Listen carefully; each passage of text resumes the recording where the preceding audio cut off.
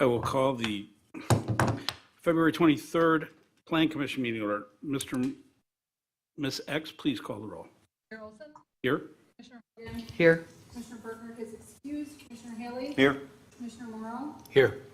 Alderwoman Hanneman is excused. Commissioner Young? Here. And we do have a quorum, so please rise and join the Pledge of Allegiance. I pledge allegiance to the flag of the United States of America and to the republic for which it stands, one nation, under God, indivisible, with liberty and justice for all. And for the record, I did try the cadence, and you didn't follow. There's still a pause. Okay. We have a quorum, I already announced. First item on the agenda is approval of the regular meeting minutes of February 9th. Any additions or corrections? Commissioner Leon. For the first, wait a minute, no, the second motion. Thank you, Ms. Gint, for pointing out that there was, if we could add it to the text, that after complete appropriate detailed plans on restoration of fields and their use, and plans for heightening the berm to sufficient to block the view and noise to the neighbors, and to provide detailed planting plans for the entire berm, please add request the applicant, property owner, and Alder attend when this matter comes up again.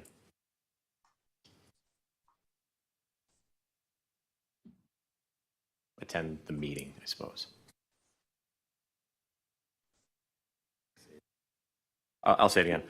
So basically, right before on voice vote, please add the text that we request that the applicant, property owner, and Alder attend the meeting when this matter comes up again. So move to, well, Mr. I suppose you have to recognize. Mr. City Engineer. Is it possible?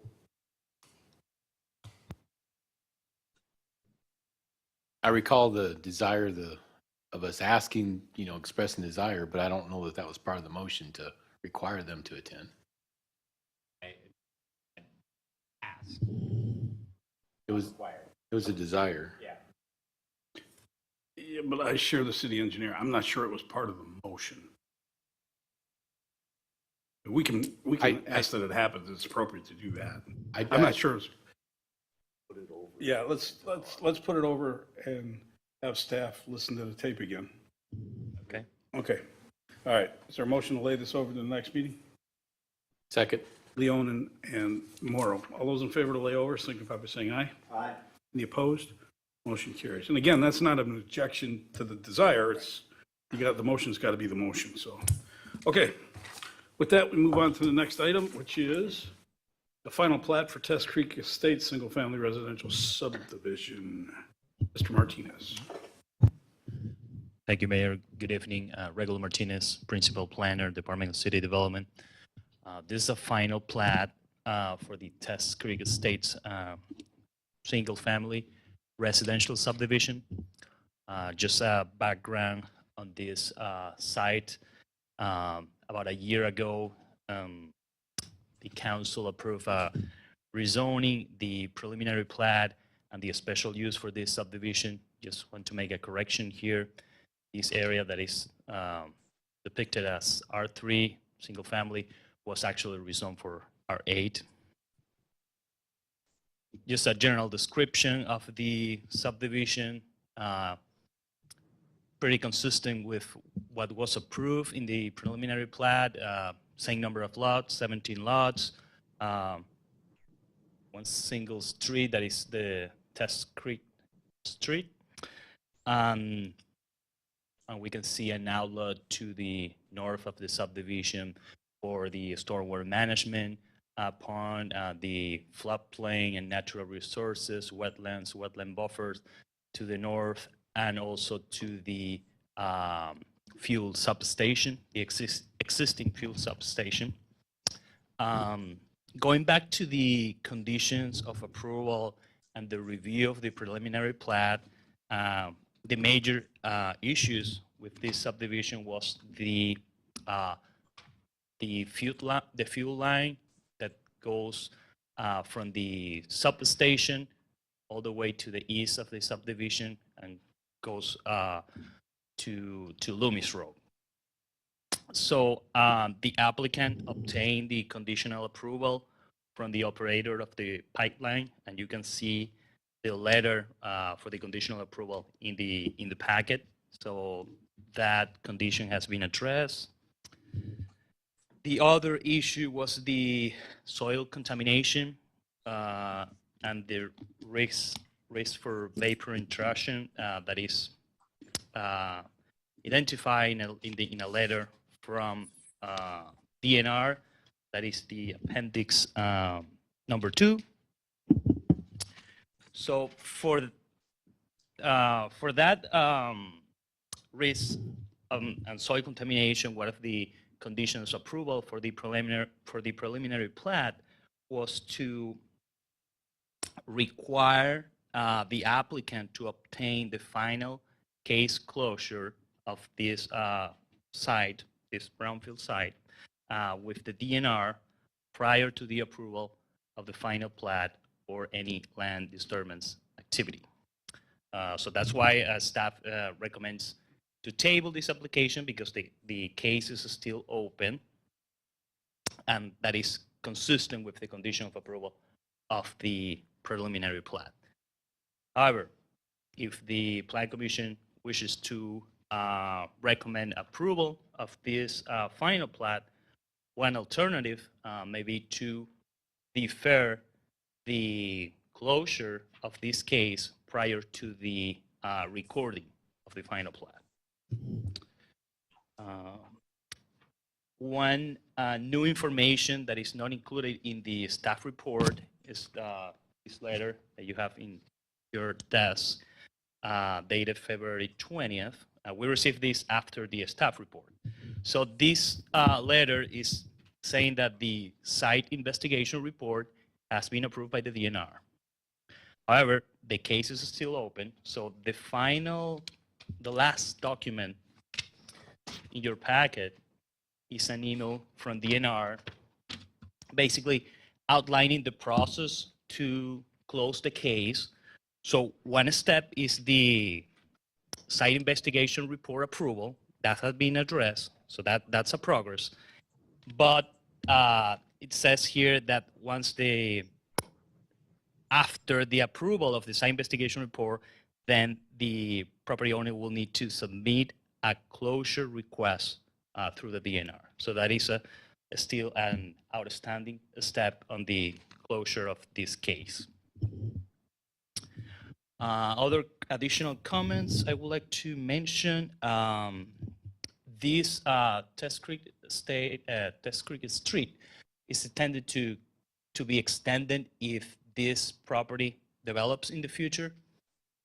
But in the review, we treated the street as a cul-de-sac.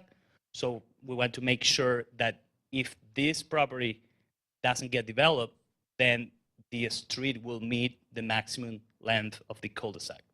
So we made the comment to the engineering firm, and they adjusted the length of the street to comply with the cul-de-sac maximum length of 800 feet.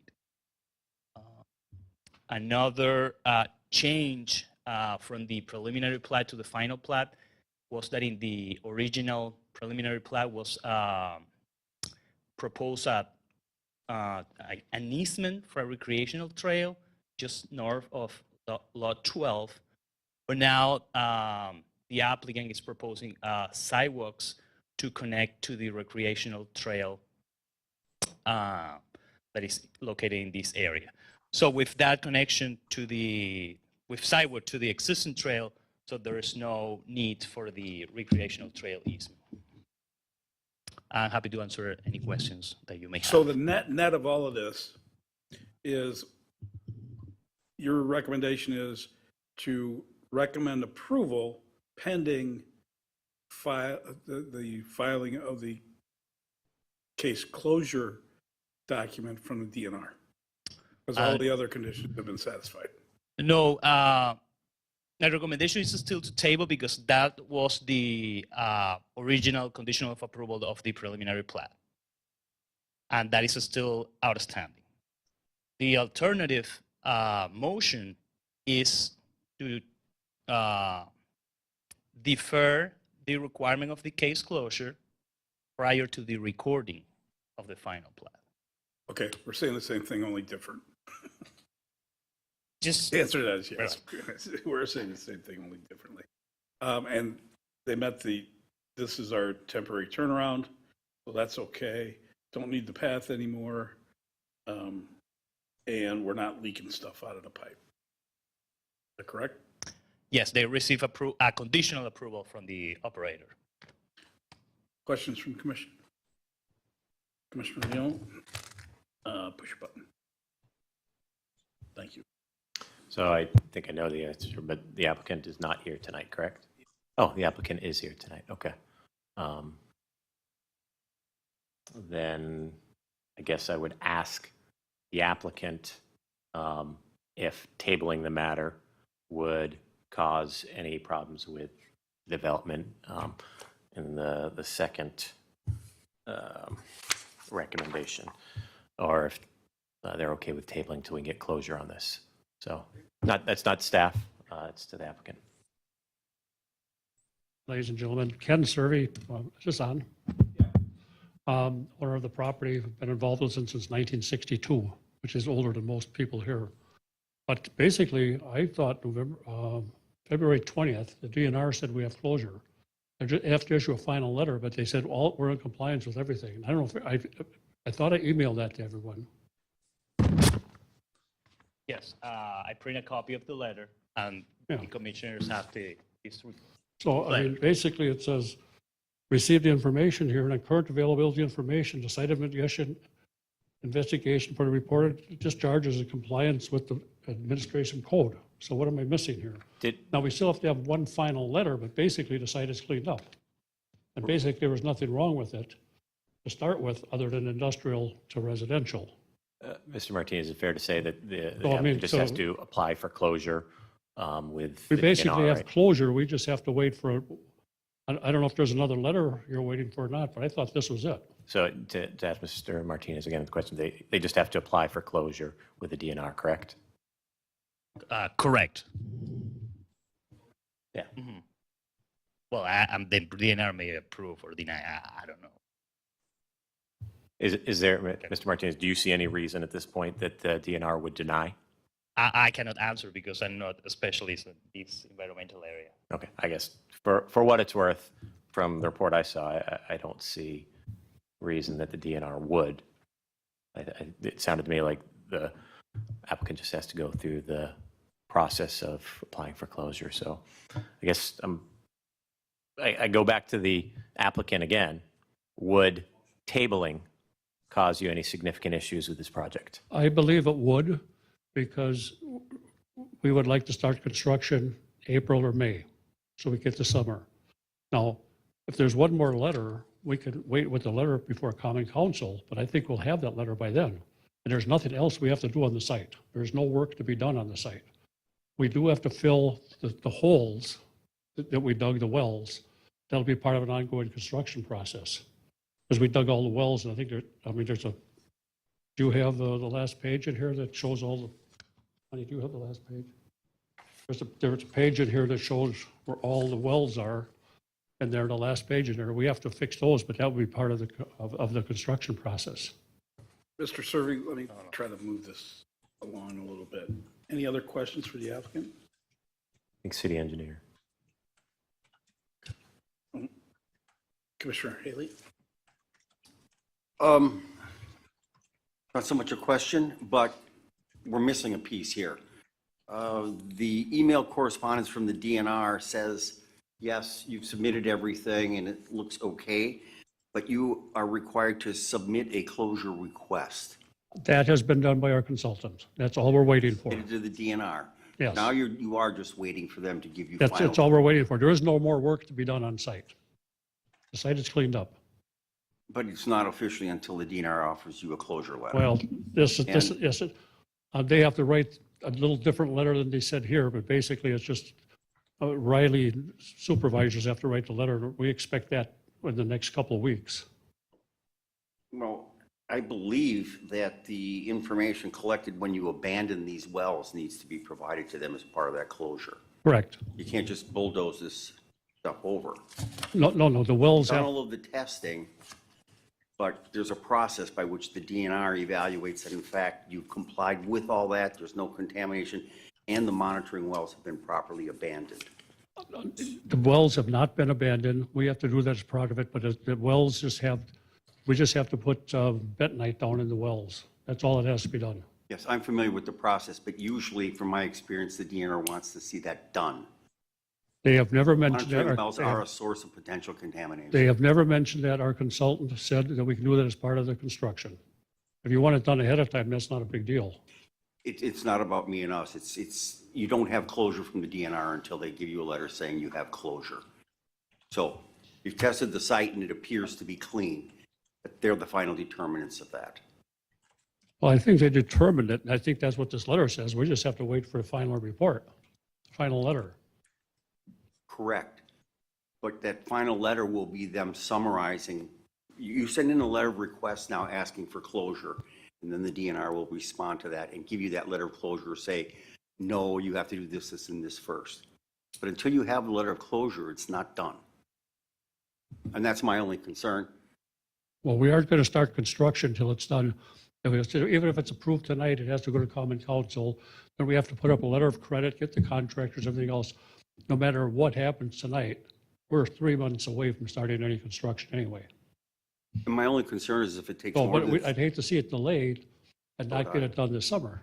so would I'd hate to see it delayed as well. But if they don't give you closure and you've sold lots or changed other things on the property, that just opens up a whole nother web of issues.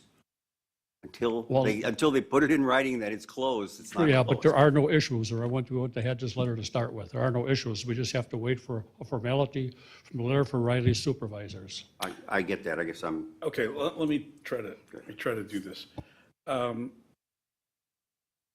agree with you, Commissioner Haley, and I understand what Mr. Servy's talking about, and I know what you just asked. So let me try this, okay? Try this one on for size. Motion to recommend approval of a final plat, a motion to recommend approval of a resolution conditionally approving final plat for Test Creek subdivision, 11,595 and 11,600 West Forest Home Avenue, contingent on receipt of a closure letter from the Department of Natural Resources prior to any construction. That would be very acceptable. Somebody pushed their button. City engineer. So this isn't directed to the applicant, that's why I held off. So I just wanted to point out that I am in favor of this lot layout. I just observation that West Pacific Street is really just one entrance to the entire subdivision, unlike the one in the southwest that we talked about a few months ago. So, but I'm okay with, I mean, I think this is appropriate. It's here, so just FYI. Thank you, Mr. Morrow. Okay, I offer a suggestion motion. Anybody want to do that? We'll make that motion. I will make that. Moved by Morrow, seconded by Leon. Discussion of that. Uh, Okay, requires comment. regular. City Attorney, it is advisable to define construction, like for example, Any building permits or land disturbance. or for example, prior to recording the final plat. So with that, we will avoid that scenario that Commissioner Haley is commenting about selling lots So what is your proposed language? prior to recording the final plat. But I don't, with all respect to Mr. Serby, I've known him for decades, but with, my leverage here is that he can't do any soil disturbance or construction activities until he records the final plat. You're saying the same thing, I think. We are. And he wouldn't be able to sell a lot until he starts constructing things. That's- So the motion is before construction activities. Okay. If that meets, is that all right? Is that okay? Yep. Okay. Any discussion on the motion? All those in favor of the motion signify, well, we better take a roll call because it requires 4 affirmatives. Who wants to do that? Ms. X? Are you voting, Mayor? Roll call, please. Mayor Olson? Vote to effect, so everybody else. Okay. Commissioner Hogan? Aye. Commissioner Burkhardt is excused. Commissioner Haley? Aye. City Engineer Morrow? Aye. Alderwoman Hanneman is excused. Commissioner Leon? Aye. And I don't have to vote. Motion carries, 4 ayes, no Thank- noes. Thank you, ladies and gentlemen. Mr. Mayor, I do have one thing, though. There will be some construction out there filling these wells. That shouldn't count, okay? I don't want anybody to see a backhoe out there when we're filling wells, et cetera, think I'm building anything. Because we have to do, that's one thing that we do have to do yet. Thank you. Have a great evening. Thank you, Ken.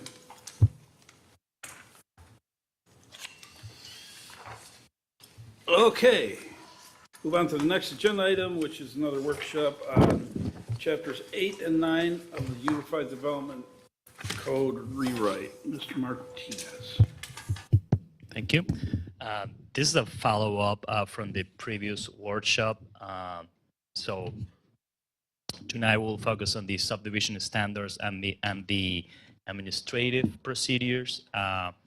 In the last workshop, we received input from the Plan Commission, and staff forwarded the input to the consultant working on the UDO rewrite. So now I will yield to Hausil Levine and Birchlight Planning, the consultants working on the project. Thank you, Regulo. I will share a screen real quick.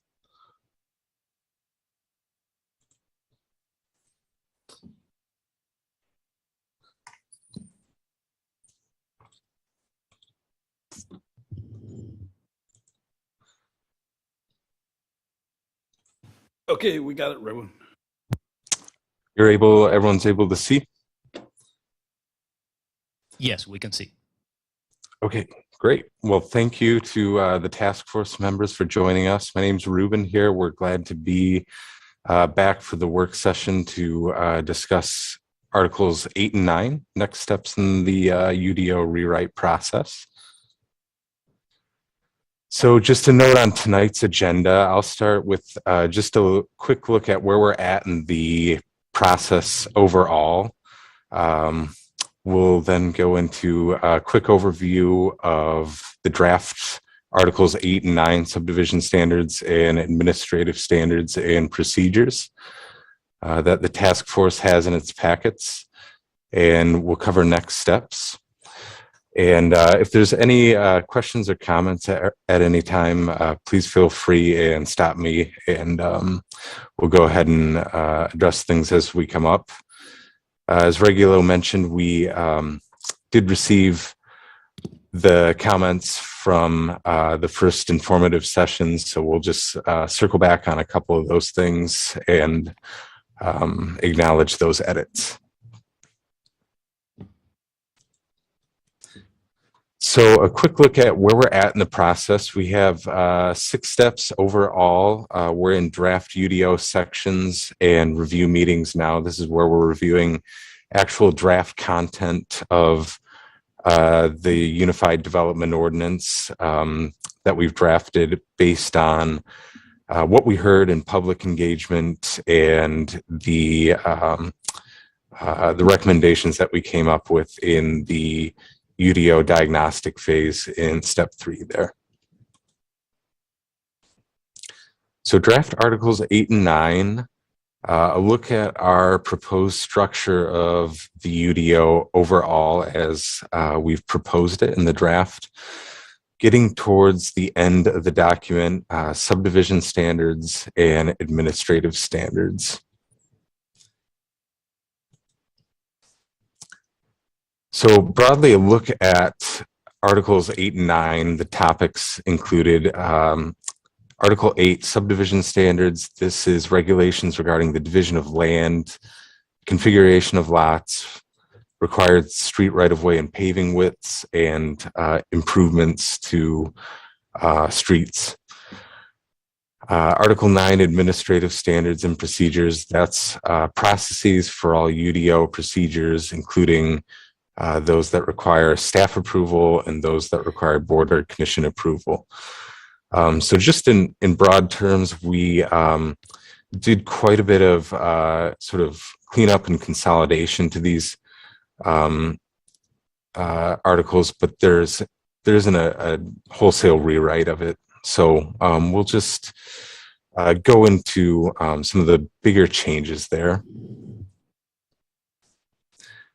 So key themes we heard at the beginning of the process for the subdivision standards is that the city wants to require cul-de-sac islands to include depressed areas for snow storage and stormwater. We want to create standards like a connectivity index to promote some connectivity within subdivisions and limit the number of dead-end streets. We want to sort of clean up the standards for sidewalks, bicycle lanes, and parkways and require those features.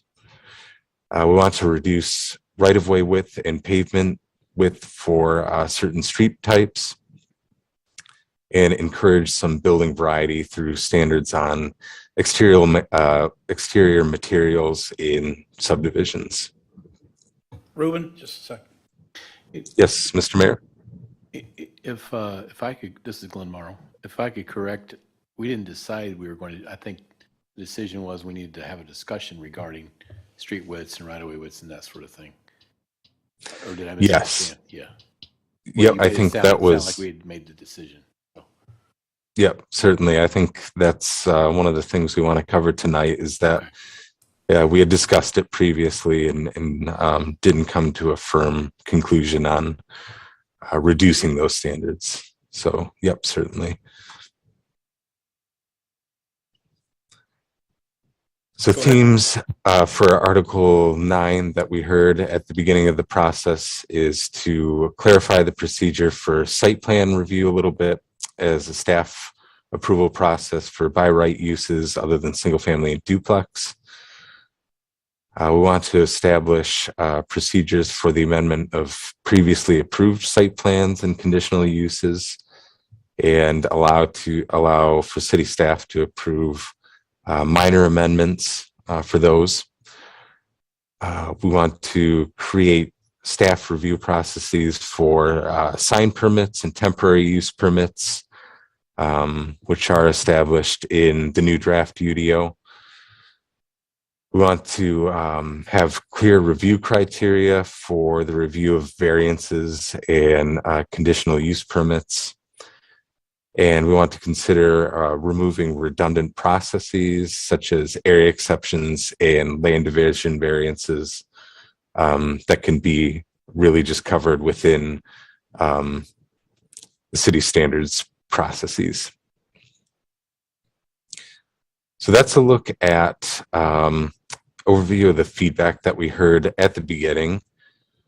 Now I'll just cover provide an overview of the content of Article 8 here, subdivision standards. The draft of this article is taken from a couple places in the cities. Yes, sir? Give us 1 second. Commissioner Haley. Thank you. I'm sorry to take you back, Ruben, but we were talking about cul-de-sacs and the islands, and your bullet point didn't capture it the way it is in our text. The way that I'm reading in what was previously provided to us is that the city engineer may require that there be islands, but it's an option that vegetated snow area and or stormwater management areas can be in there. That says require cul-de-sac islands to include depressed areas for snow storage and stormwater. The text as we've seen it says if the city engineer wants an island, he can mandate that. It can be used for storage and stormwater.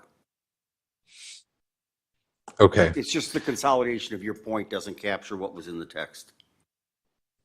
3 things. Yep, and You gotta have a turnaround.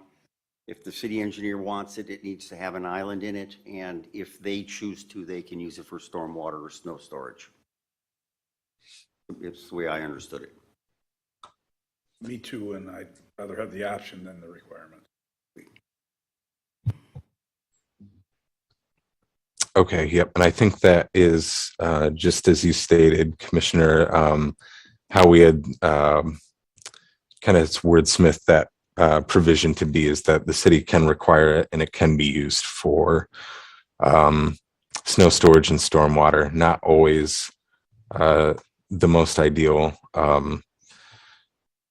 situation, but it can be. So, yep, to your point, I think that is how that provision reads in the draft.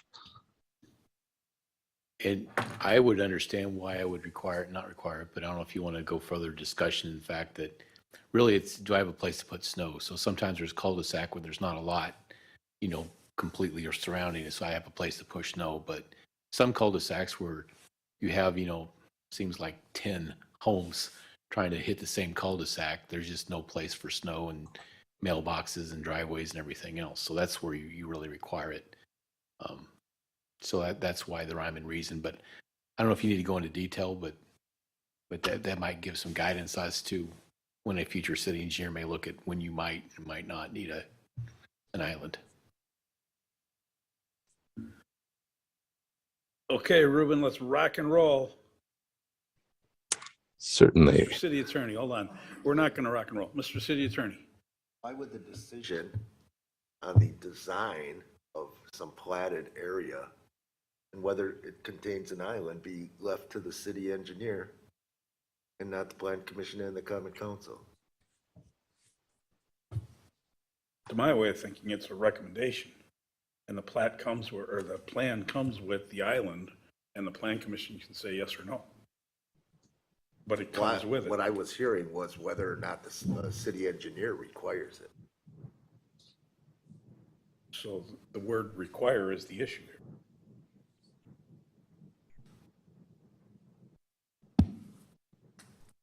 Commissioner Leone, push a button, please. No. Yep. So wordsmithing it, can we just change require to recommend? That way the recommendation would have to initially come from the city engineer, and then plan and council would take that recommendation and either act on it, reject it, or come up with an alternative. But recommend for require. Any objection to that? Oh, push your button. This draft makes sense. That's what it was What conflicting page with. you on there, Kevin? I'm on page 4 of 16. I'll read. Islands in the center of cul-de-sacs with a minimum radius of 20 feet shall be required. So you have to have an island if it's more than 20 feet, period. Where approved by the city engineer, cul-de-sac islands may be designed with vegetation, snow storage area, or stormwater management. So we're requiring the island if it's more than 20 feet. It's the city's engineer's discretion as to how they get used, whether they can put snow in them or whether they want stormwater management, green infrastructure. So the way it reads in the draft in front of us makes sense. Unless the plan commission wants to recommend and the council want to make a decision. Yeah, here you go. So adding to paragraph 3 on page 4 of 16, under islands, we need to offer the plan commission the opportunity to approve or reject. I've got some typos and wording changes on the other pages, if we can go back real quick. Shouldn't take long. If we go to page 1 of 16, sentence 4, discourage scattered development, and I believe the words should be added, that is beyond existing public utilities. If that makes proper English sense. The current sentence says discourage scattered development beyond, and I suggest adding the words between development and beyond, that is. So it would read scattered developments, that is beyond existing. Now I think about it as, should it be that are? Should, whatever the proper English, it's got to be that something or other. And then I'm a little nervous about paragraph Sentence 6, limit and control the pollution. I don't know what that means. That's a Kevin Haley. I'm stealing it from you, Kevin. I don't know what that means.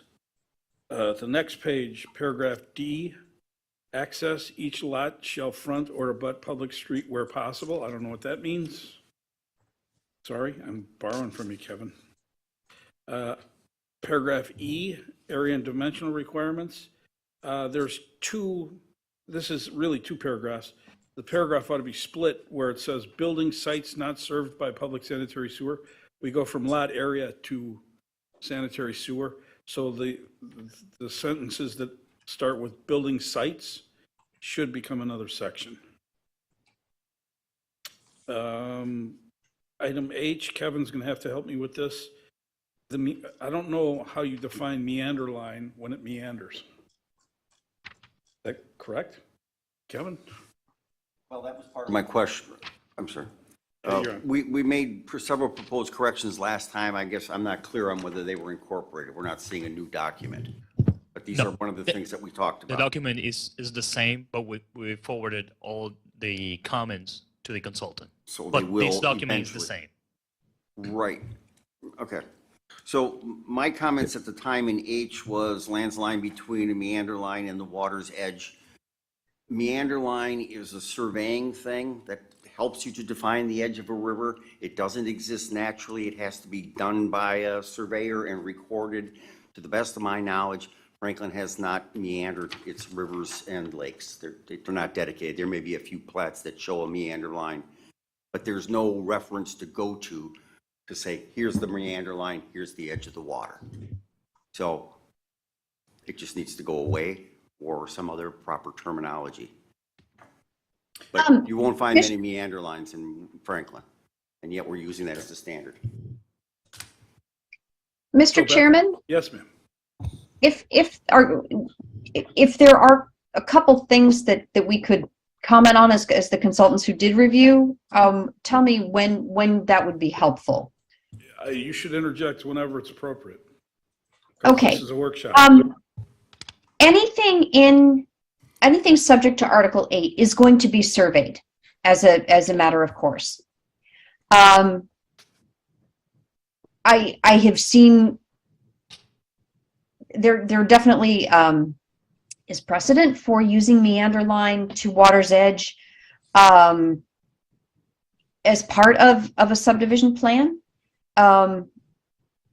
But it doesn't necessarily have to be. The idea, Commissioner Haley, is to make sure that we leave some allowance for a stream or water course to move as it naturally will. We can certainly use, some number of feet from top of bank, but the idea here is not to create ownership of the actual physical water body, which is that has been the purpose of this. But an actual survey, Go ahead. a licensed land surveyor would have to prepare any subdivision plat under this section as they do today. Well, and again, I may be wrong, but you won't always find a meander line in the documents. That's my point. So when a developer goes to look and say, well, the water's here, where's the meander line? You'll have to go through an entire process to delineate that and then record it on the plat. Okay? And further, my understanding in Wisconsin is riparian owners on a stream own the land to the center line of the stream. And with the lake, it's to the ordinary high water mark. So it's not a matter of ownership. That property owner already owns it. What we're trying to say is you can't build within X number of the feet. So my argument is that I know what you're trying to accomplish. I don't believe this sentence does that. We need a simple standard by which a developer can look and say, I got water here. Where do I have to stop building? And you just, if we want to take on the effort to meander, define all the meanders of every river, creek, and pond, lake in Franklin, it's a massive undertaking. Right. I don't think that's what's suggested. Hey, I don't want to belabor it. My only point is we don't want to write stuff in here that people can't comply with. So I'm a developer, and I'm, well, where is that meander line? It's not in the documentation anywhere. It's usually something that's agreed upon by people. There's not a defined policy for identifying where they are. Okay, let's try this. We don't need to belabor it. Let's find something besides meander line. Yeah, so as consultants, you understand what we're trying to get to. I think that's probably your task to figure it out. Because we can't be having these kind of discussions for every issue we have tonight, because I've got a whole lot of it and we got about 70 pages to go through here. So if you don't, so if you're clear on that, and I don't mean to be forceful or rude, but my job is to keep it moving. I don't want to belabor this. Thank you. I do have one for the staff on page 3 of 16, the very last sentence. We talk about 300 feet for a cul-de-sac. I've always, in my 20-some-odd years career here, wanted to know how that got established. What makes 300 feet a magic number for a cul-de-sac? Mr. City Engineer? Usually that's by the community when a fire department says that they can access a fire. If they got blocked at the entrance, they can still, successfully fight a fire without getting their engine equipment back there. And that's a perfectly acceptable answer. I just never knew how we got to 300 feet. And there's been times in this community where, man, oh man, you went to 301, you were in deep trouble. So I think that's important to note. Evergreen, we had the discussion, there's 800 feet in theory, but because it's such a wide street, that's why I would think that would be appropriate, because fire department could get around that easier. So do we put something in there that says that it's based on the recommendation of the fire department, or what do we want to do? Because making it a hard limit causes for lots of arguments and inflexibility. Mr. City Attorney. Current code is 600 feet, is it that? 800. 800. 800? But that 800 was. Which kind of proves my point. So how do we fix that? We're cutting it by 2/3, kind of. Mayor math. Know that, Well, we need to put some words in there. just one comment. We sent this article to the fire chief for his input, and he was okay with the with the standards for streets. So Okay, but I think he needs a specific conversation about it. okay. Commissioner Leon?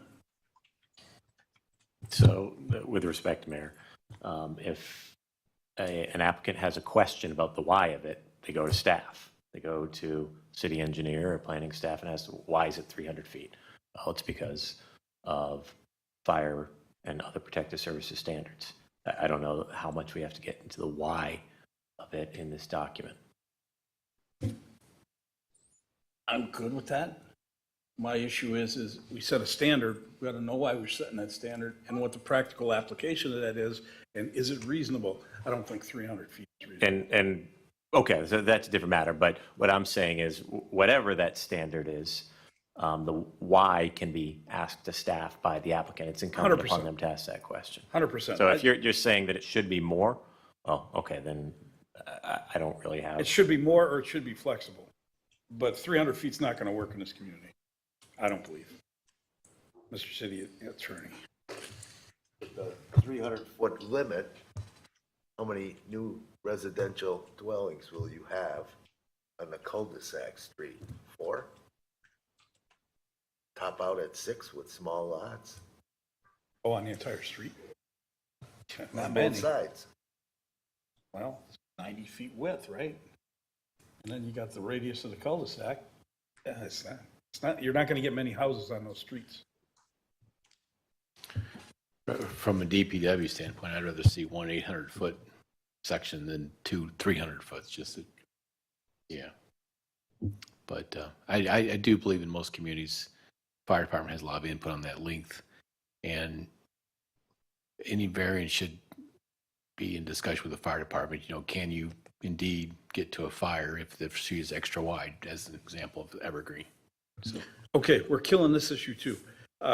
This particular number needs to go back to the fire department for justification. and consideration. On the next page, all street stubs shall terminate in a turnaround for vehicles. I don't know what a turnaround really is.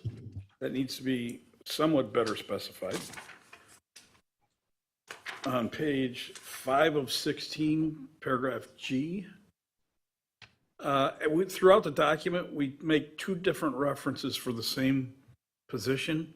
We call it city planner, and we call it zoning administrator, and we also have planning manager. So we need to be more consistent in the naming of the titles of the jobs.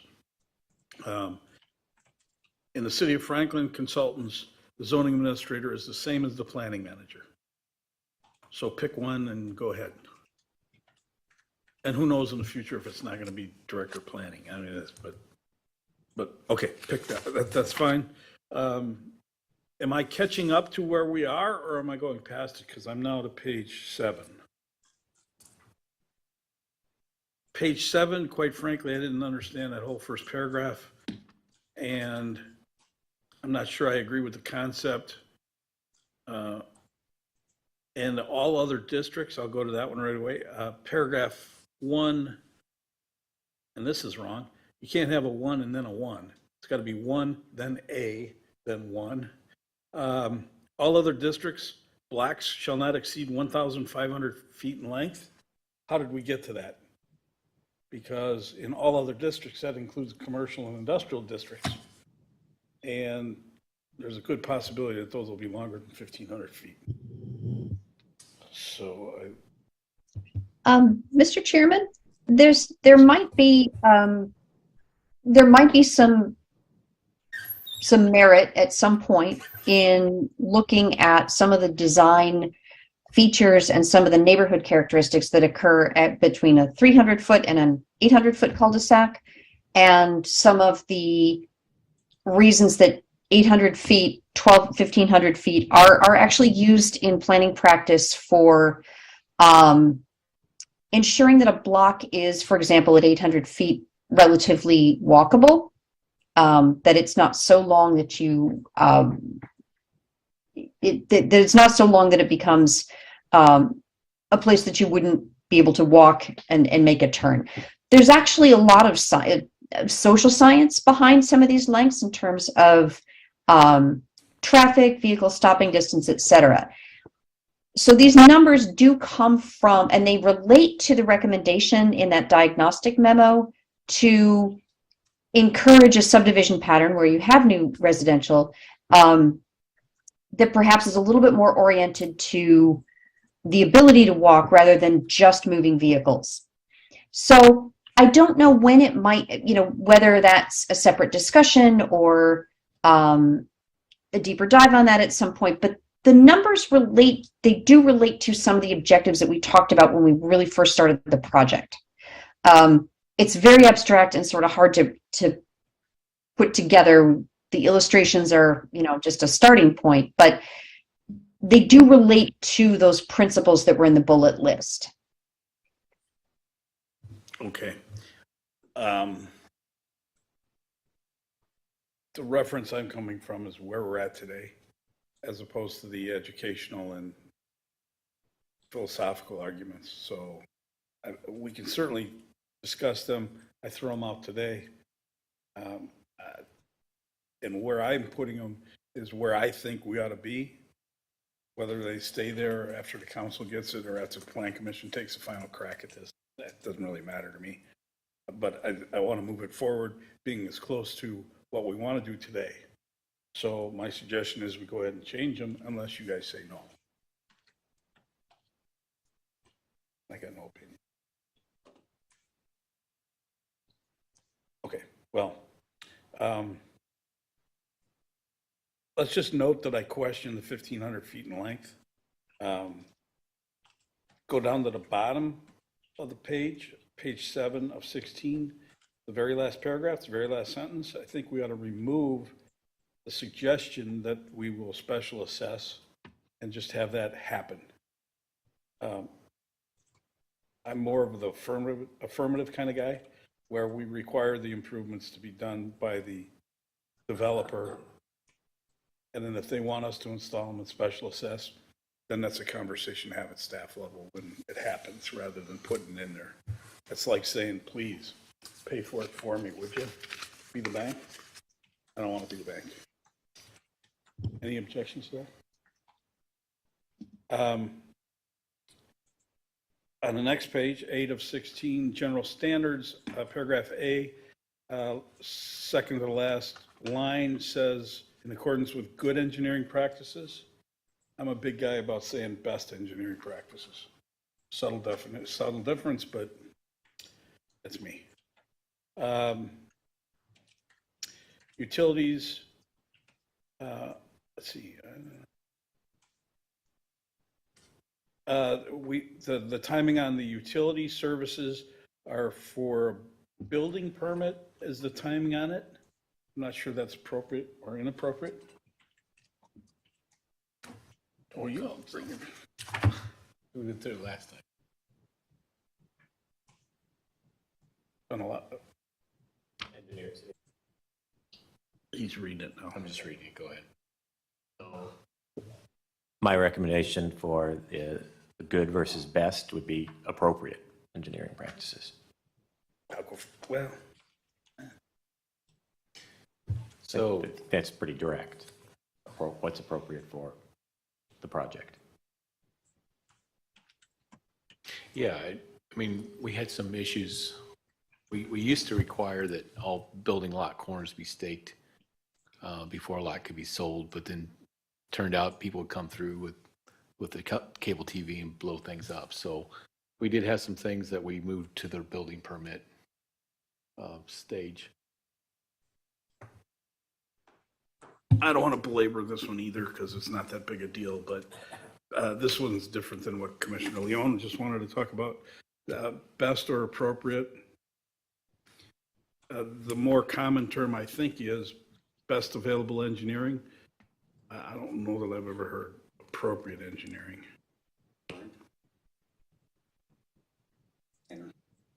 Boy, you guys are willing to settle, aren't you? All right, we'll leave it alone. We're spending too much time on one word. On 4 grading, we adopted a new lot elevation standards and grading standards. Remember that? That ought to be incorporated in this. Regular, do you remember that? First thing that happened in December of 20, I want to say 21, we did a new lot grading standards and lot certifications. So that would be part of that. That's correct. I'm not going to worry about that one. Street name signs, I don't understand why we got 2 street names on a corner, but that's, we can deal with that some other time.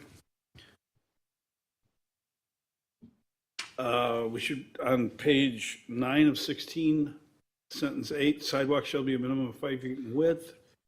We also ought to put in there, I didn't remember reading it, that sidewalks are required on at least one side of a collector street.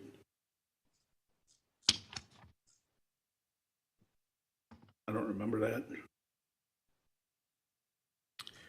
that. Small one, 10A, compensation. Second sentence, second line, established a fee schedule as established. I should remove the word as. And get rid of the words in addition and make it an amount equivalent to 10. And then 3 years to ensure that any failed trees are replaced by the city. So the city replaces dead trees In the right of way. in the right of way. Yep. I got a million of them. Tell me when I want to stop. Nothing on the next couple of pages. You guys, you know, if I'm boring you, tell me and I'll move on. Page 11, 16, A1. I was confused by the terms installation of sewer laterals to the street lot line. Now, what we're saying is 16 feet in from the curb is the street lot line? Is that what we're saying? Depends on the street. Some right of ways are Yeah, I'm trying to get my orientation is what my issue is. Street lot line to me means, I don't know, if there's a better term than that, it would be great.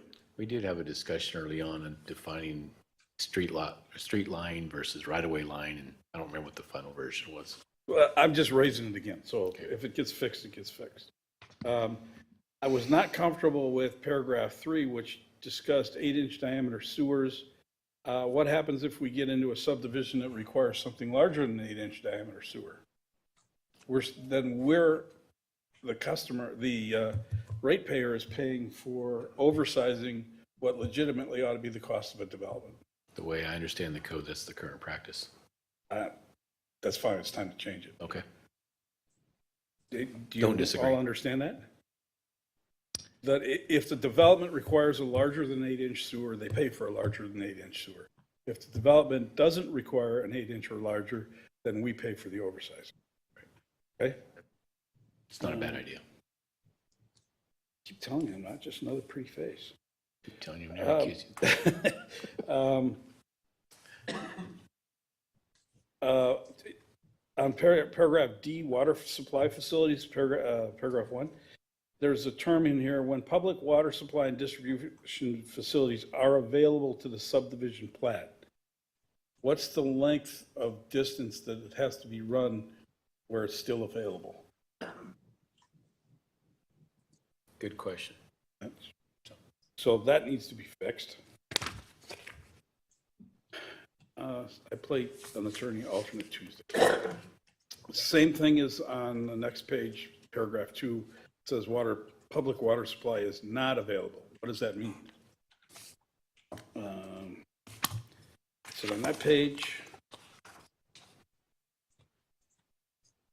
go to page 14 of 16, paragraph B, similarity standards.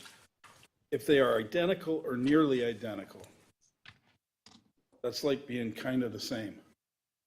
So those two words need to be fixed. I don't know what identical or nearly identical means. Wake up, Riggets.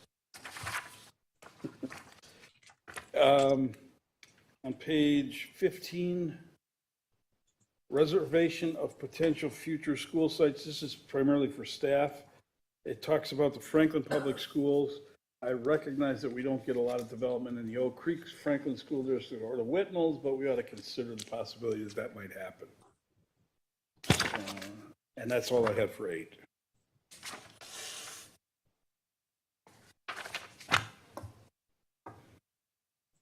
Anybody else? Anybody else? Anything, Mr. City Attorney? With the workload, I basically didn't get to read this until, about 5:45 p.m. today, and I had a lot of questions. So you didn't read it? I had a lot of issues with my speed read, so just so you know. I encourage you to make those known to the staff, to the other staff. Okay. So Ruben, I'm sorry I hijacked your meeting. I'm not really sorry, but I'll apologize anyway. So I turn it back over to you, Mr. City Attorney, first. In regard to processing this upon review, is there a Word copy available? Yes, we have a Word copy. Okay. Yeah, I can send you that. Thank you. Yeah, and I'm not really a big fan on making changes, having them go off to the consultant and not coming back. So we're working off a document. I don't know if I'm repeating myself. If I am, I apologize. It drives me crazy if I do that. So it would be good to have a markup or a clean copy before we do this again the next time. And we're not going to do it again the next time, but there we are. So back to you, Ruben. Okay. Well, thank you for the comment on those. I think those are all details that we can continue to work on. And I think JV, chime in too if there's any way to provide, I have notes here, but if there's, if you'd like to provide written comment too on the document, then that would definitely be helpful. we did want to call to attention changes that were made as a result of working with your engineer, city engineer, and the stormwater manager. Ruben, I don't know if you've got a slide for me on that, or if we should pull up the code itself.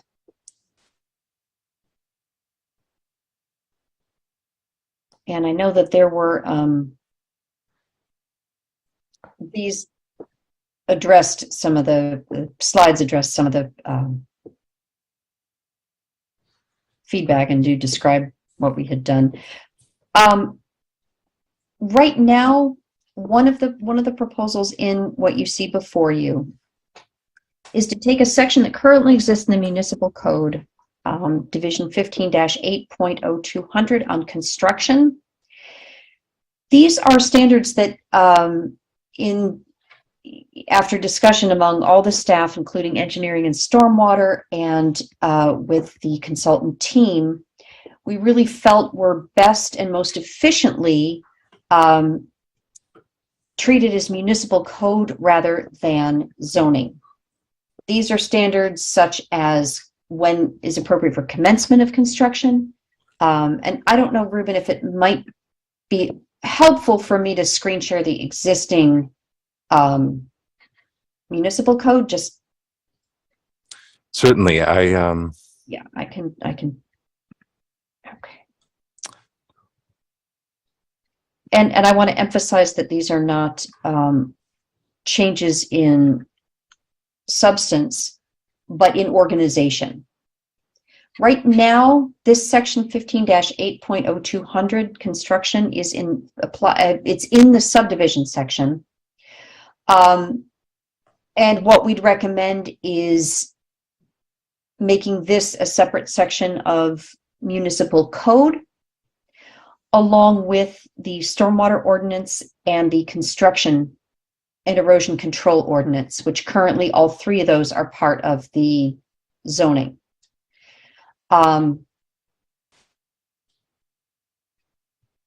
Since it is generally engineering staff who would enforce on any of these issues, for example, making sure that sediment basins are properly installed, or looking at erosion and sediment control plans and their implementation, rather than zoning, our discussion with staff led us to recommend that become a section of municipal code, along with stormwater and erosion control. It also allows for some consolidation, fewer repeats of text, fewer places for there to be a conflicting standard. So the draft that you see in front of you would consolidate those pieces into a new chapter of the municipal code. Glenn, anything I missed on that? Or that you'd like to emphasize? Your memory is a little different than mine. I thought we initially were going that route. I thought we ended the conversation where maybe it did seem appropriate to have a lot of the land disturbing issues in the UDO as opposed to the municipal code. And I guess I'd have to look at my notes downstairs but. Okay, that's. I would like to circle back with a staff conversation. Yeah. In the next couple of days to talk about that. Okay, that would be definitely different from the understanding that we had at the end.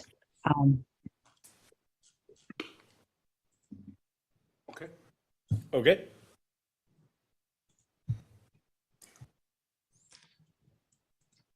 I'll share my screen once more.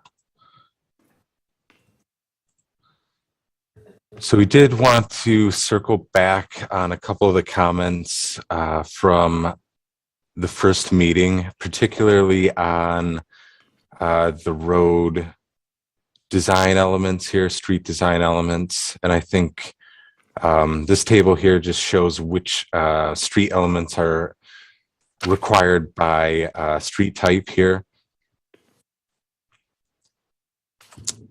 And also previously the paving widths. This is something that was discussed earlier, reducing these paving widths by street type.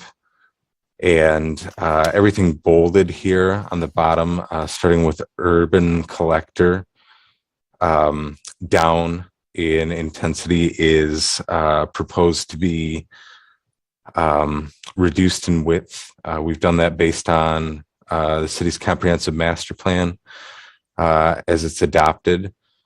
So we just wanted to return to this as a discussion point and ask whether narrower street widths are appropriate in Franklin, and whether the design elements drafted are appropriate. And I'll flip back up to the comparison table.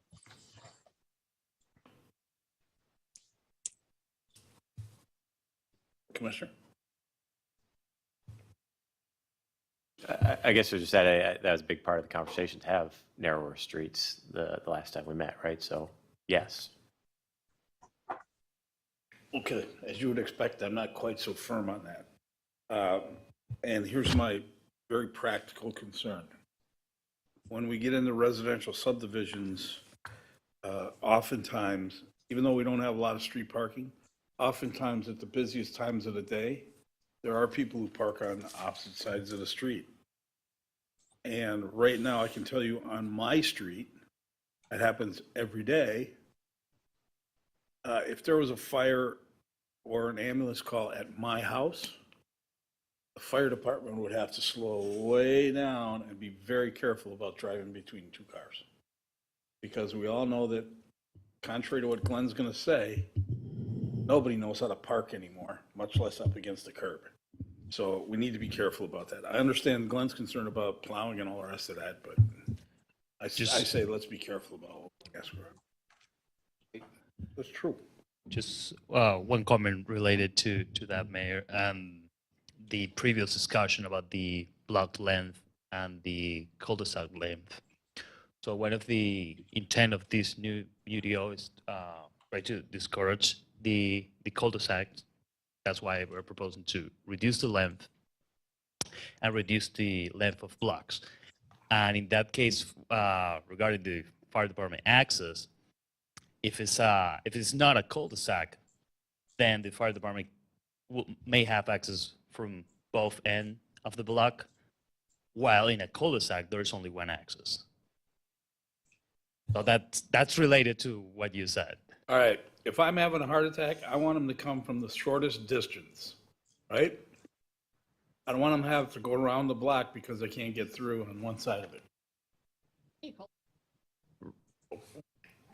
But I understand your statement. I'm answering Regulo's issue with coming in from either direction on a block. But you have a basis that everyone has a right to park on both sides of the street. I mean, we could restrict parking on streets too. We could to one side or no sides. You do, but you also need enforcement for the speeders because it's wide streets too.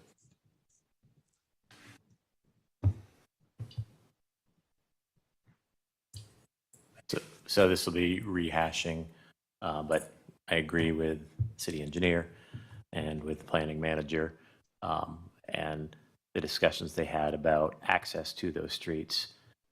And as I said during the last meeting, when you restrict parking, I'm confident in our professional police services to enforce that, oftentimes by complaint, or just as they're able to. So bottom line is, I think the narrower streets do apply. There will be some issues with it, but overall, I think it reduces the greater risk of higher speeds in residential areas. I'm not going to the mat on this. I'm just giving you my opinion and playing devil's advocate. One alternative for consideration of the Plan Commission is to maintain the standards for the minor street that is 60 foot wide. That's the current standards that we have.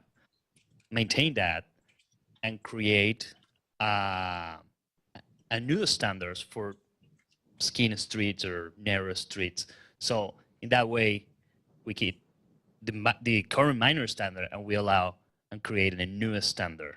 So I think we can have both, and depending on the subdivision and the density and the zoning district, the plan commission may allow the narrower street.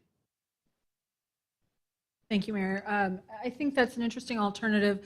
I just want to, I wasn't present for the previous session, but there's been a lot of thought put into making sure that there is adequate lane width in the proposed street widths. And I do like the idea of providing flexibility to developers as they sort of parse the market for what kind of living environment people are looking for in new development.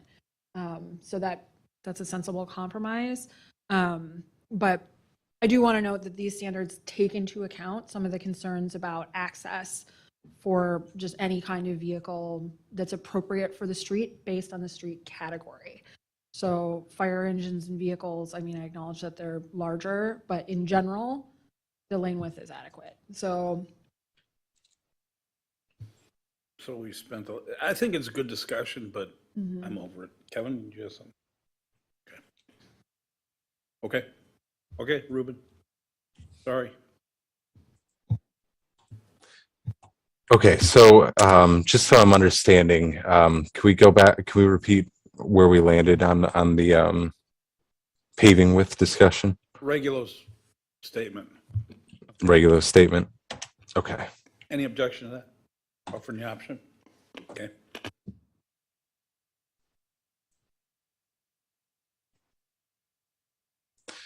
Okay, so our cluster subdivision here, it seemed like the task force reviewed and understood the intent of the provisions here to allow reduction in the dimensional standards when wetlands are placed in a conservation easement, and to allow for an increase in density when a certain natural feature is placed in conservation.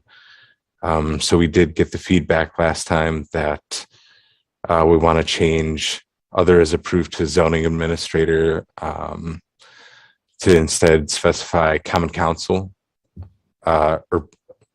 common council approval with plan commission recommendation on those other features. So this is the comment that we got back on cluster subdivision. Just wanted to make sure that that's the right approach and see if there were any other comments.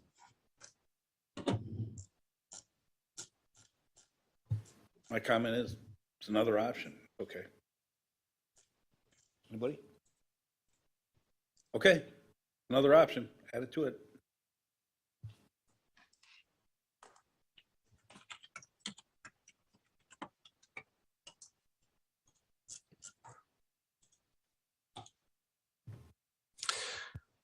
Okay, and with park and recreation land dedication requirements, we've revised this to set a quantity of parkland per estimated number of residents. In keeping with the city's comprehensive outdoor recreation plan, those ratios are set in the plan as it's adopted. We got the feedback last time that the current UDO requirement that developers dedicate land only when it's designated in the comprehensive outdoor recreation plan should be carried forward rather than these requirements per quantity of land. So we just wanted to circle back and make sure that that's the approach the city wants to take.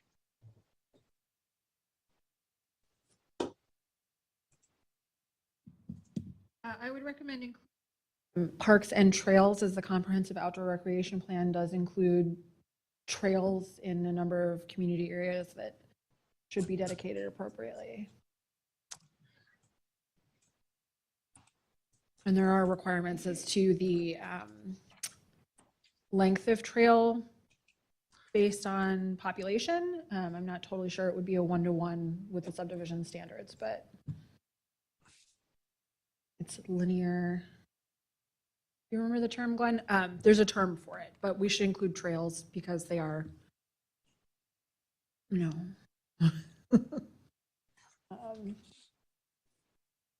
they are included in the corp, not necessarily the specific design unless it's been adopted by Common Council, but those lands should be set aside. So for example, if something were to develop along the Ryan Creek corridor,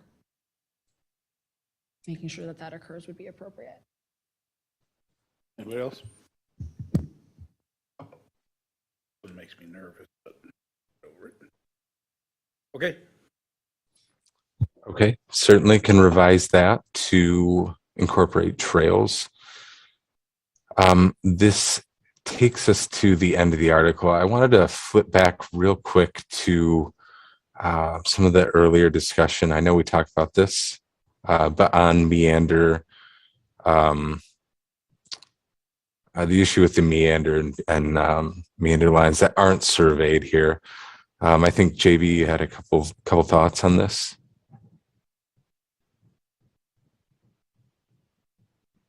Sure. I mean, right now, the meander line language is exactly that the language as proposed is what's in your code today. So it's really the whole intent of that language is to ensure that, because Commissioner Haley, as you rightly noted, you do in Wisconsin, people do own to the ordinary high water mark of a water body. When you get long periods of drought or incessant rain, the ordinary high water mark can be harder to determine. Meander lines become another way for trying to figure out the approximate margin if there's some variability. I wouldn't worry too much about it. The whole point of that statement is that strips of land, that everything needs to be part of a parcel created by a subdivision so that you don't have stray remnants of land that aren't owned and assignable to a party. So I think since any surveyor would all of your subdivisions, at least in since the last major UDO revision, have been platted according to that language, I think it's probably fine to leave it there. But it is in your code and it has been part of subdivision review for a good long while for Franklin.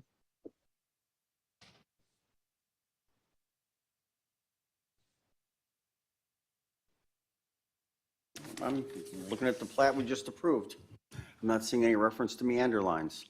Oh, there's one there. You don't. It doesn't. It doesn't have to be. The whole point is that of that is so that. But if you're looking at a plat that you've just approved, what you'll see is there are no remnants. If there's a water body on that plat, you're going to have property lines that reflect it. I probably shouldn't even have brought it back up, but it is in your code today. And it's very standard. I see it all. Most Wisconsin communities have that language. Can I clarify how staff has been applying the current ordinance, just so that the community understands? So there are natural resource protection standards which canvass water bodies of all types, as you're well aware. And there's a 75-foot setback that's required from the ordinary high water mark of a measured water body. And so typically what staff does, and why maybe it's not showing up on this plat, which I did not review, but we typically require that those natural resources be set aside in an outlot rather than it becoming a remnant that is like not tied to any particular ownership. And then that outlot, depending on the standards of the subdivision, is usually controlled by the homeowners association. But that has been our practice to make sure that those natural resources in particular go into an outlot. So I think this is just a discussion of using different words, but the point is well taken that can vary, but the current practice is to plat them so that there's no remnants. So.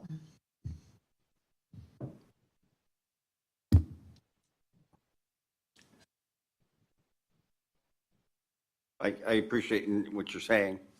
Again, we're trying to simplify all this. Most developers won't know where a meander line is. I'm looking at the one that we just approved. They're referencing it to the thread of the river, which is the center line. Something's not right there. Correct, Property Yep. boundary goes to the center line of a creek or river, correct. not the ordinary high. That's on a lake.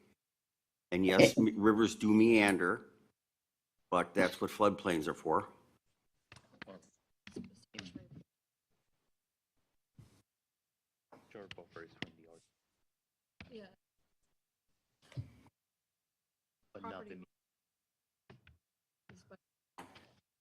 Because that's the, well, in this case, it is not changing, the plat is not changing the boundary of the site.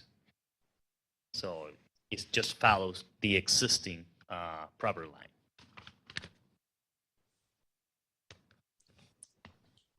If we're going to use the word, we should then define what it is and who determines it.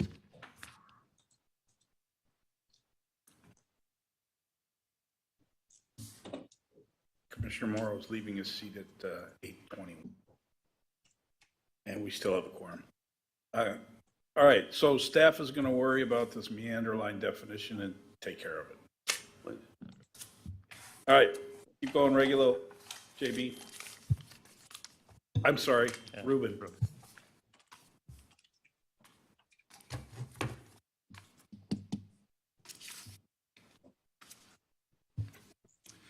Okay, we wanted to just circle back on the language about alleys as we've drafted it. Earlier, there was some discussion on whether the city wants to allow them, require them, or prohibit alleys.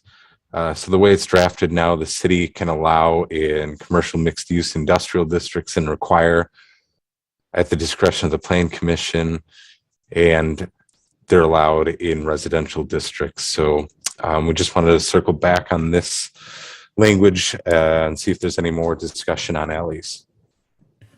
I'm going to jump in here. I apologize to the commission because this may be lengthy and I do not want it to be lengthy, but why would we want alleys? And understand that that comes from, you know, back in my days as a kid at grandma's place that had, well, several of my houses had alleys, but aside from detached garages, why do we? Well, the alley is a feature of traditional neighborhood design. It allows access through the rear of the lot. So in that way, the garage can be located on the rear side and then eliminate the need for driveway and curb cut through the front of the lot. Also, trash collection, utilities may go to the alley, and then you won't have these utilities in the front. Another benefit is that it will allow for a greater density, as it allows for narrower lots because you don't need the driveway and the garage can be located on the back. That's some of the benefits of alleys. If you want to add anything, Marion. So locating the garage elsewhere on the property means that also that you're not interfering with the street in the same way. So it's reducing the number of curb cuts, which there's some engineering benefits to that for the city, and also an improvement to overall pedestrian safety. So it minimizes what are considered interference points, places where pedestrians can enter into conflict with cars. So they're useful in contexts that, especially in commercial contexts, where you want people walking successfully to a business along an area that's safe. So this is definitely something I could envision being desirable in like a mixed use development. So again, it's a question of providing options. I also regularly referred to the garbage collection, utilities, et cetera, being behind the building. I know that Franklin really prizes the appearance of their front yards, and when you put those utilitarian functions out front, that does interfere with that goal that the community has of being functionally beautiful. So there's just some advantages. It's a question of providing options. And for the record, what I predicted when we went to garbage carts has come true. People putting their garbage carts in front of their garage, in the front of their house. Drives me crazy. I was just going to ask, where else are the Jets and the Sharks going to meet and face off? No, while generally speaking, I wouldn't want it in my residential area. I wouldn't want to live in a neighborhood with alleyways. I understand exactly what Mr. Martinez and Ms. Eggs are saying. To have the option, there are appropriate places for it, mixed use. So while I wouldn't be looking for something in category B, I don't think we should limit. So I think the language on the screen is appropriate. Sort of like. Anybody else? Commissioner Hogan? Would this mean any new development or development we already have? We wouldn't add alleys, correct? No, that this apply for new development. Okay. I wouldn't want any. Sorry.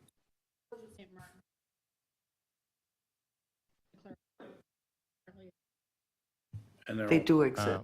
Yes. Well, platted but unimproved. Most definitely unimproved, yeah, so. Okay. And let's- just one other Yeah. part, and the city would have to maintain that, like, The plow requirements in the UDO Oh, would I say didn't know. that they're privately maintained. Okay, Ruben. Okay, thank you. I didn't hear you. Yeah, okay. I'm sorry, I was just saying that there's been a development right now proposed behind Pick and Save that this may be very appropriate. Okay, let's move on. Great. We have some new text here in the fourth subsection here, street design and improvements for a connectivity index.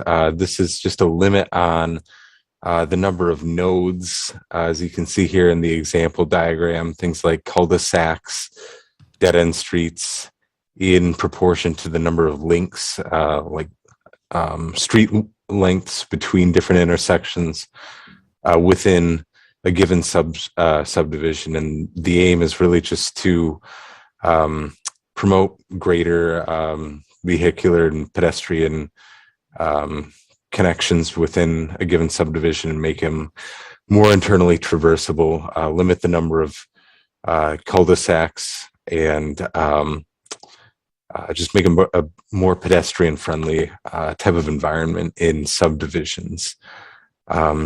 So this was something there was some debate earlier in the process on, and just wanted to circle back and see the city's preference on how strong they want to be on cul-de-sacs. Well, I'll chime in first. Cul-de-sacs are a desirable feature for many home buyers. I live in a cul-de-sac. But I also understand, being the mayor of the city, the strain it puts on our public works department. So there's a plus and a minus, right? But I see a trend towards this UDO that I'm not sure I'm happy with, and I'm not sure the community is going to be happy with. This is to make it more of a dense urban environment than the growing suburban. If you look at this formula in the connectivity index, it's requiring smaller blocks to increase the connection points. And we're encouraging, which I don't think is an entirely bad thing, but we're encouraging smaller lot sizes, smaller blocks, more alleyways, et cetera, et cetera, et cetera. We've got to remember, as we go forward on this, we're a suburban community that's grown out as a suburban community, not an urban community. Should we encourage narrower lots, more dense development? Probably correct. But to what degree? But that's a philosophical conversation that we carry on going forward. Okay. I don't see anybody wanting to talk about it, so Mr. City Attorney. With regard to the existing standards, Unified Development Ordinance, been in effect for what, a quarter century approximately now? Think of the amount of development in the city of Franklin since 1998. And what was the population back then? 18,000. Somewhere around 20,000 maybe? 21,000, and now we're above 36,000? Just a thought. It was 18 when I moved here in 84. 6 now. Doubled. So anyway, okay. Is there any question on this slide? Question is this appropriate? That was what we had. Well, we can put it in, why not? Just would like to mention that this is a new standard. It doesn't exist in the current UDO. Right. It's totally new. Okay, Ruben. Okay, great. So we can circle back on that later in the process, but we'll keep it in for now.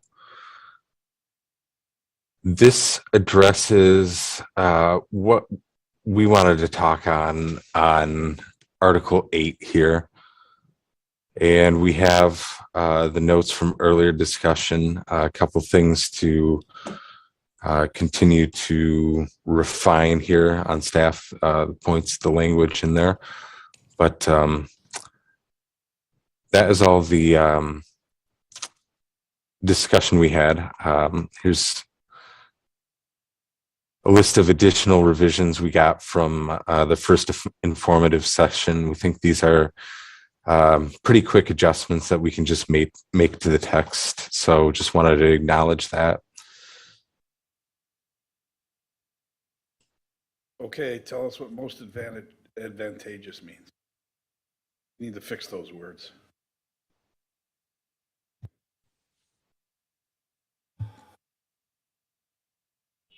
But, okay. Sorry, was that a specific provision? It was the very first one. It says, and to the, oh, you're eliminating the words. Okay, that's fine. Sorry. Yes. Yep.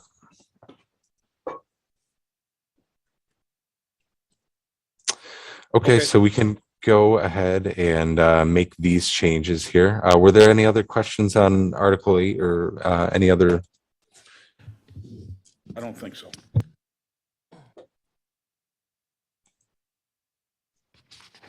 Okay, great.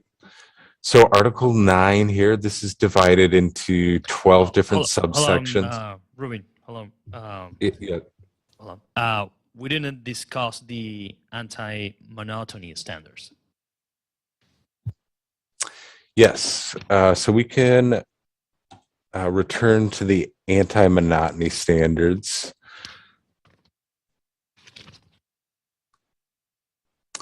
I don't have this on a slide, but it's section 15.809. These are new standards in the UDO and just drafted to ensure some degree of architectural variety within subdivisions in terms of features like roof height, roof type, placement of windows. This is on page 14 of the draft. And it's really just to ensure that within a given subdivision, you can't have the same thing on one lot as is on the next adjoining lot. There has to be some degree of variation from one house to the next in a subdivision. Ruben, I don't think anybody's got an issue with this. Being in a subdivision where there are a few houses of the same kind, I would have appreciated this being in existence when my subdivision was built, so I don't think anybody's got an issue with it. And if they do, they can come back to it when.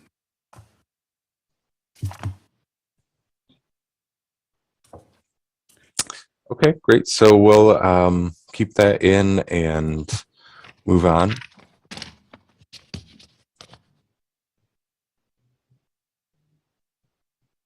So can we forego the introduction for Article 9 and get right to it?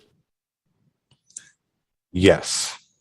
Can I offer some things right? I'm going to do general things and I'll rely on the consultants and staff to take care of it. Throughout this section, we talk about transmitting and quantities of documents, et cetera. We don't take into account the future, which is online submittals and issues such as that. So that has to be included in the documents, especially in the chapters that have filing stuff. So we need to accommodate web applications and that kind of thing. Throughout, we go back to my original issue earlier this evening. We talk about planning and zoning administrator. We don't have one of those. We have a planning manager and we have the title of zoning administrator. We got to pick one and leave it throughout the whole thing. Throughout this whole section, you interchange the words common, you interchange council and common council. It's common council.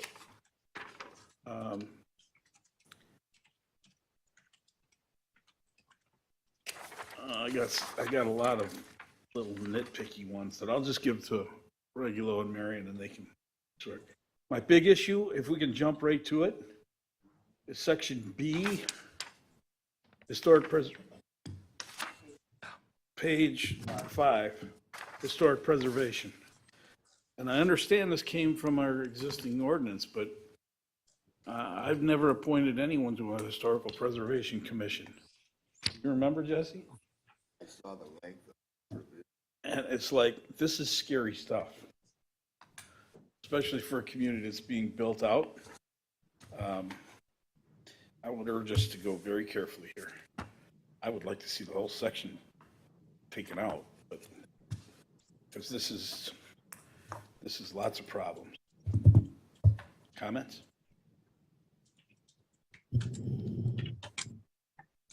No, just that, as you mentioned, Mayor, this language about Historic Preservation Commission is retained from the current ordinance.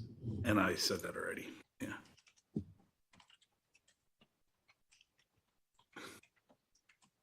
All right, let me go at it this way. Any objections to removing the section? Nobody got heartburn about it. All right, how about let's do this. Is there a motion to remove that section? A motion to recommend removing it.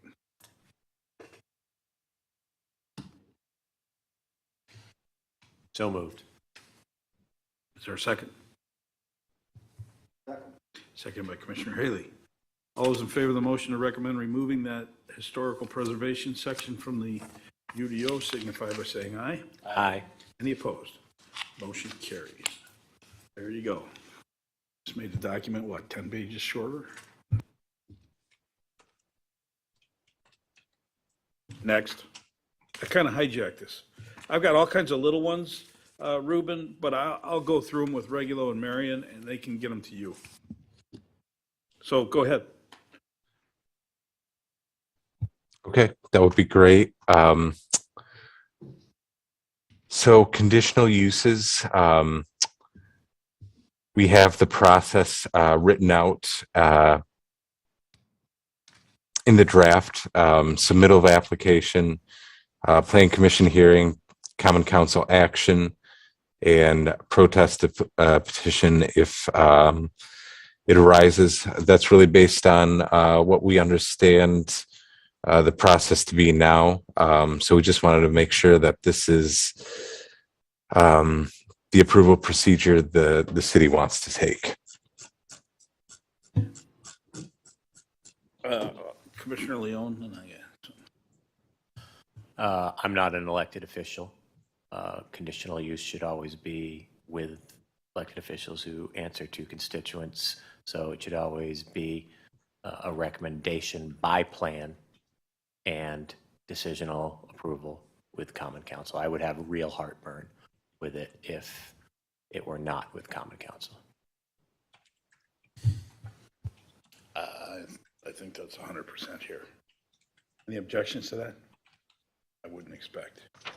If you go to page 16, I'll get you, Jesse. 16, paragraph 2, right at the top of the page. This is about protest petitions, and it talks about owners of properties or portions of properties within 500 feet of the lands, LANDS.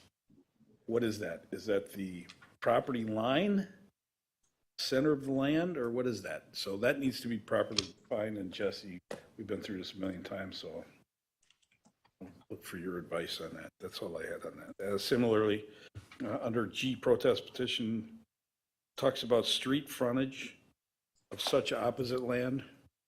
What's the street frontage? Is it the right of way? Is it the curb? What is it? That just needs better definition. And again, I got a million of them. Those are important ones, so. Jesse. Just with regard to the conditional use provision, at some spot in there, it mentions special use as opposed to conditional use.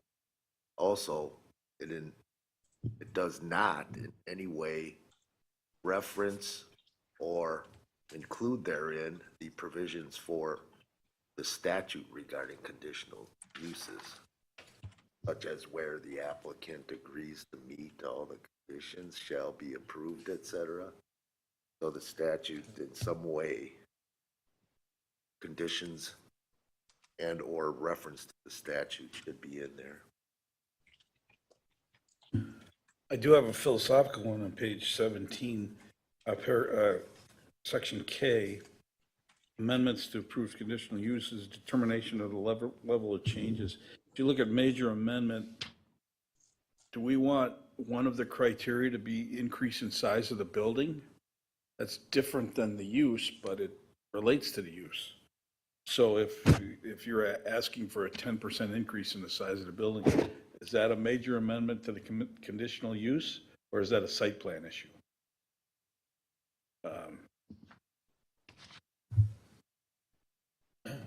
For the sake of folks in our industrial park, I would hope that, they just want to expand. I don't think you would want to talk about the use again. I think that's just a site plan issue. Okay. That's perfect. Just bringing it up so we can talk about it. We want to encourage people to expand their buildings. Industry. All right. Okay. Anything else? Mr. Attorney? Why is it going towards major or minor amendments? Those don't exist now. Why is that being done? Why is it Ruben? become administrative?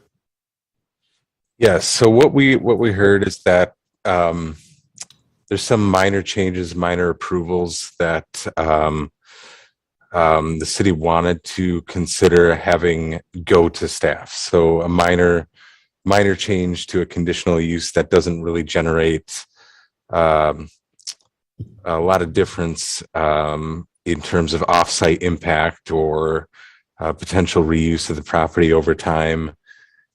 And that doesn't really change the scale of the use. Perhaps that kind of thing is something we could have staff approve rather than go back through the conditional use process.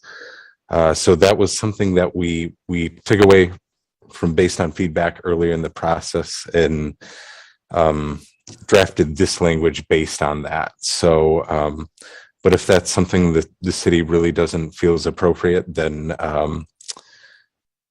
that we can change the language. Well, I'll go back to the issue that I had. It seems like the criteria is more site plan related than it is use plan related. We can either worry about that at some other future date or whatever. We're talking about a 5% increase in impervious surfaces. What does that have to do with the use? Correct. But the other two is related to the hours of operation and potential nuisance. As I said, that's use, and I think it's appropriate. Okay. Ruben, thanks.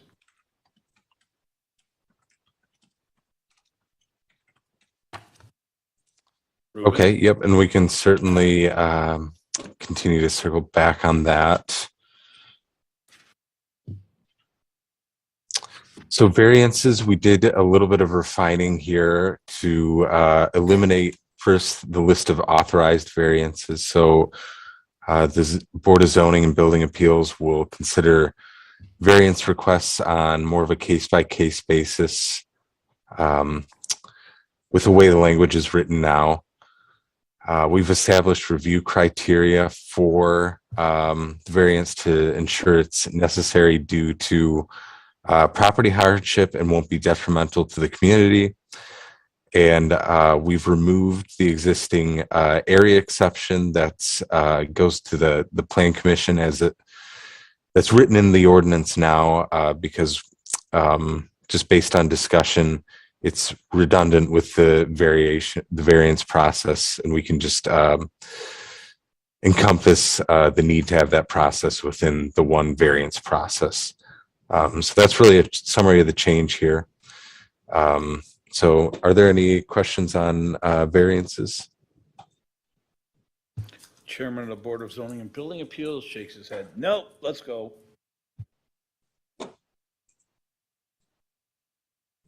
Okay, good.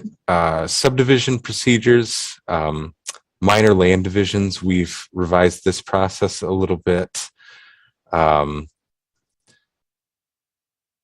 So the way we have it now is a little bit of a quicker process. It allows for the Plan Commission to review and approve minor land divisions that don't require the dedication of land or public improvements, and Common Council approval for those that do.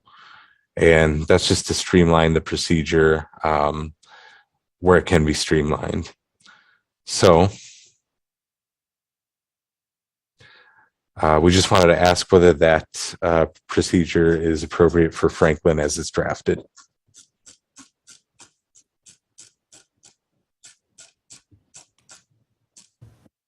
I'm all about putting more work on Common Council and Plan Commission making recommendations. I mean, there is a limit to that.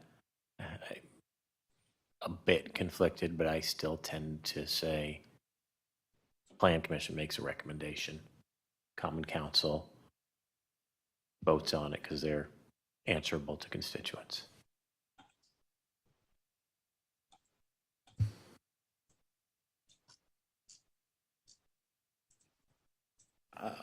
I can go either way on this one, but I lean more towards if somebody owns the property and wants to do something with it and it's not objectionable in the overall scheme of things, comprehensive master plan and all that, why do we run them through the mill if it's their property and it's not that big?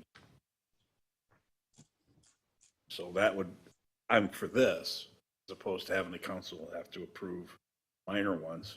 Let the minor ones go and take care of the big ones through planning. Marion? Just a comment that if there is a concern about Plan Commission as a recommending body versus making the decision, you could put a size limit. So if the overall size of the parcel being divided is over, 10 acres or something like that, then it still has to go to Common Council. With the thought process that then Common Council would still be getting a first look at something that could result in a subdivision plat, as opposed to if someone's doing a minor land division just to split up a lot so they can build a house for their kid or whatever. Do Glenn and then.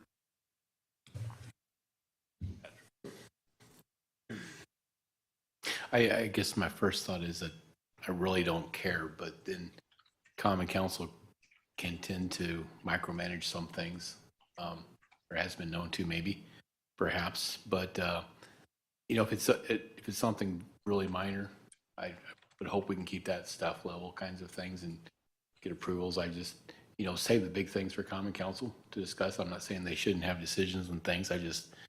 It tends to, when you take everything to Common Council, it tends to really get messy. Perhaps Mr. Martinez can refresh my memory or clarify, but I believe in August at BZBA, we had a minor land division question. It was plan and land, and there was an objection from a neighbor about that. right? And the neighbor came and explained that the reason the property had to be a certain size was for the benefit of the area. So I get it, right? I mean, that's why I said earlier, there's a limit to it. But I guess when how much nitpicking and over analyzing is common council going to do when, if plan recommends, yeah, let's do the minor land division. I'm a little wishy-washy on this, I know, but I do remember this being an issue on a subdivision within the past year. And so that's why I think ultimately the decision should lie with council. How about an opportunity for the staff to refer it to the plan committee? Yeah. If there's a sense that there's some controversy. Yeah, but I would say if it goes that route, then plan makes a Oh, recommendation. yeah. Mary? And by definition, something that required BZBA review did not meet the ordinance in some way or was not conforming in a way where we would be able to just send it straight through. So the proposal here is that if a certified survey map is clean in all aspects and not over a certain. And if the CSN does not entail any dedication to the city, so that is an important difference. Yeah, that'd have to go to. Mhm. Staff deciding which CSM or whatever would or would not go to the plan commission overly subjective. And the facts will not always be there, and pick one to go there. Oh, there were objections to it. Oh, this one won't have any objections. Oh, we'll just approve it. And then development starts. All of a sudden, there's all these objections, and the basis would be, we did not even know about it. It was not on a public agenda. Oh, just a comment. The changes to this minor land division, the approving authority will be the plan commission instead of the common council. It's not saying that staff will approve the minor land division.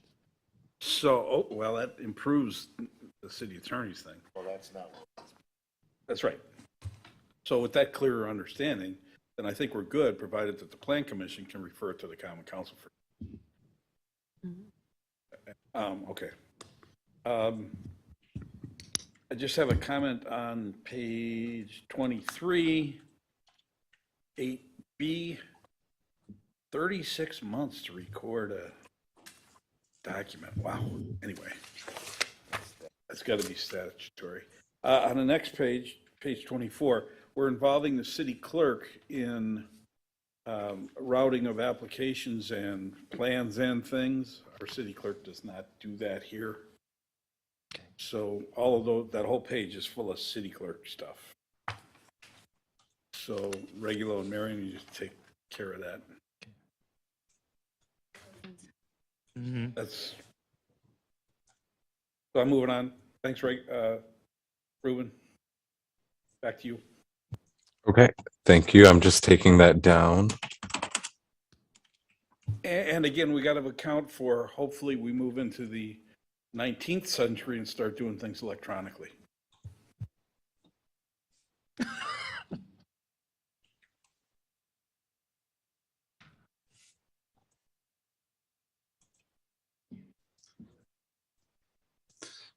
So that takes us through everything I wanted to cover on Article 9. We got your feedback again from the first session, and we'll just continue to refine these from there.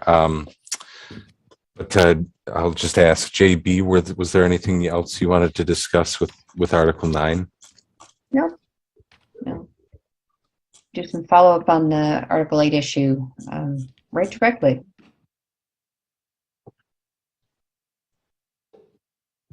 Okay. Great. So next in the process here, we have planned unit development standards and procedures and nonconformities. The next two articles that we'll we'll be delivering and discussing for the next work session. So thank you, and thank you for the input this evening. Thank you for the hard work. Appreciate it very much. Any other questions for the consultants?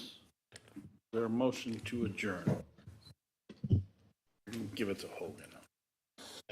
Hogan and Leon. All those in favor, signify by saying aye. Aye. The opposed? Motion carries. Thanks, consultants. Thank you. Thank you. you. Recording stopped.